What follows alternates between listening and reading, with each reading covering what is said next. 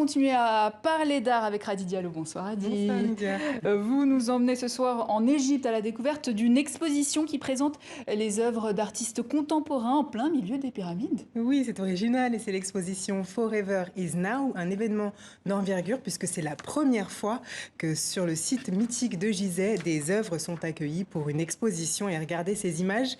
Ce site est connu pour abriter de grandes pyramides, mais aussi la fameuse statue du Sphinx.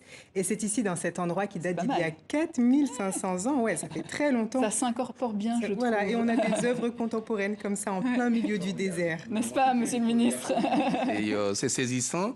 Et nous allons avoir cette résonance également entre le patrimonial et le contemporain bientôt à Cotonou. C'est vrai, bon, on Absolument. attend ça alors. Absolument. En tout cas, ce que je peux vous dire, c'est que pour les artistes invités à cette manifestation, le défi était de s'inspirer donc de l'Égypte antique pour proposer de nouvelles œuvres. Regardez. Cette sculpture s'appelle Ensemble et elle représente la renaissance après cette année compliquée que nous avons vécue avec la pandémie, lorsque les gens dans le monde entier se sont retrouvés séparés. Aujourd'hui, on se retrouve à nouveau ensemble. Et quoi de plus beau que d'être ici, ensemble, dans un lieu où les premières civilisations sont nées. Derrière moi, il y a bien sûr ces magnifiques pyramides. Et d'ailleurs, il ne m'est pas venu à l'esprit d'essayer de créer une œuvre plus belle.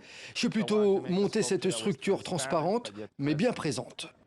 Et parmi les créations qui ont marqué les visiteurs depuis le début de cette exposition, je voulais vous montrer cette image.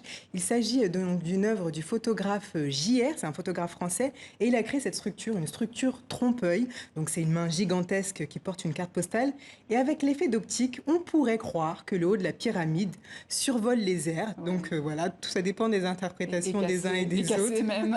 Et cassé, voilà. Ça dépend des interprétations. Mais voilà, l'idée de cette expo, c'est vraiment donc de proposer des tendances d'aujourd'hui dans des sites complètement oubliés, entre guillemets, ou en tout cas qui datent d'il y a très très longtemps, pour fusionner le passé et le présent. Merci Radi, voilà, fin de ce journal et à demain sur TV5 Monde.